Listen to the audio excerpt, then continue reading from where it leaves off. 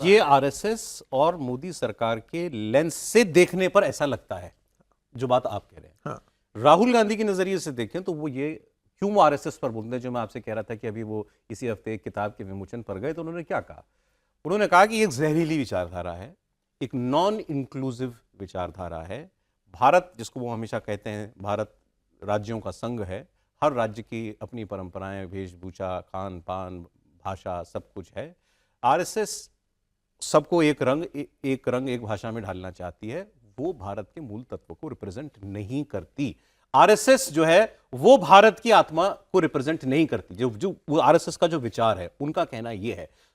वो ये कहते हैं कि मोदी सरकार इन इफेक्ट, क्योंकि ये स्वयंसेवकों की सरकार है, ये पूरे देश को रिप्रेजेंट नहीं कर रही है। उनका कहना ये है। देखिए, यदि 298 रिप्रेजेंट नहीं कर रहा है तो 100 वाला रिप्रेजेंट कर रहा है। ये बात कही जा सकती है, मगर उनका आर्गुमेंट यही है। सोचिए जरा सा, जो बीजेपी अकेले दम पर 307 ला रही है, वो इस देश के मूल्यों का प्रतिनिधित्व नहीं कर रही है। और जो 44 सांसद लेकर के आ रहा है, वो इस देश के मूल्यों का प्रतिनिधित्व कर रहा है। जो क्षेत्रीय पार्टियां जो अपने राज्यों के दायरे से बाहर नहीं निकल करके आ रही हैं, क्या वो भारत का प्रतिनिधित्व कर रही हैं? भारत के मूल्यों का प्रतिनिधित्व करती हैं?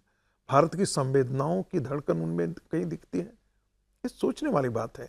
तो राहुल गांधी क्या कर रहे हैं, उनको खुद ही समझ में आ गए। एक बात और जोड़ देता हूं, कांग्रेस क्या था?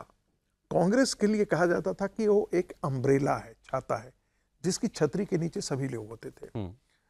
उसमें समाजवादी लोहिया का भी था, उसमें घोर हिंदू महासभा का भी था। और यदि आप इतिहास के जरा पन्ने पलट देंगे, जब इंडियन नेशनल कांग्रेस का अधिवेशन चलता था तो पैरेलल में ही हिंदू महासभा का भी अधिवेशन चलता था। ये जानकारी आपके दर्शकों को मैं साझा कर रहा हूं। जिस हिंदू महासभा, जिसके बाद में सावरकर हुए, वो हिंदू महासभा का अधिवेशन कांग्रेस के अधिवेशन में, जो कांग्रेस के सदस्य थे वो हिंदू महासभा के भी सदस्य थे। और उनका अधिवेशन कांग्रेस के अधिवेशन में 2 बजे के बाद, जैसे खाना खाने के बाद हिंदू महासभा के जो जुड़े हुए थे कांग्रेस में, उनका अधिवेशन हो जाता था। आप मदन मोहन मालवीय का एक उदाहरण दे देता हूं। कांग्रेस के जितने ड्राफ्ट होते थे, जिसके बारे में गांधी जी ने कहा है कि मदन मोहन मालवीय की जो लेखनी है वो गंगा की धारा की तरह निर्मल है। वो इतने अच्छे अंग्रेजी लिखते हैं और उतनी ही अच्छी हिंदी लिखते हैं, लेकिन हिंदी में भी बात वो करते हैं, ये प्रशंसा कर रहे हैं। और आगे कहते हैं, लिखते हैं गांधी जी, हरिजन में लिखते हैं कि एक भी कांग्रेस का रेजोल्यूशन ऐसा नहीं है जो उनकी नजर से बिना गए हुए अप्रूव होता हो। और वही मदन मोहन मालवीय क्या थे? हिंदू महासभा के भी अध्यक्ष थे। वो बहुत बड़ा टेंट था उस वक्त कांग्रेस। हाँ। वहां से कांग्रेस फिर बहुत सारी छन्नियों से होती हुई आज यहां पहुंची। ये वो कांग्रेस थी। पंडित नेहरू ने क्या किया? पंडित नेहरू के बाद जो एक पटेल की धारा थी कांग्रेस के अंदर, वो पटेल की धारा उसी मालवीय जी की धारा को प्रतिनिधित्व करता था।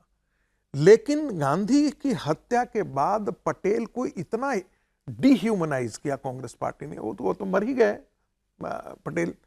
पटेल जी के मरने के बाद पुरुषोत्तम दास टंडन, जितने भी उस विचारधारा से जुड़े हुए थे, जिनका राष्ट्रीय स्वयंसेवक संघ के प्रति लगाव होता है, एक एक करके पंडित नेहरू ने किनारे लगाया, उनको बाहर निकलने के लिए मजबूत कर दिया। और एक नई धारा निकल करके आई, जिसे नेहरूबियन, बाद में इंदिरा गांधी, वो पूरा गांधी परिवार की वो विचारधारा। उसमें वो सारे मुस्लिम लीग के बड़े नायक भी उस हिस्से में आ गए।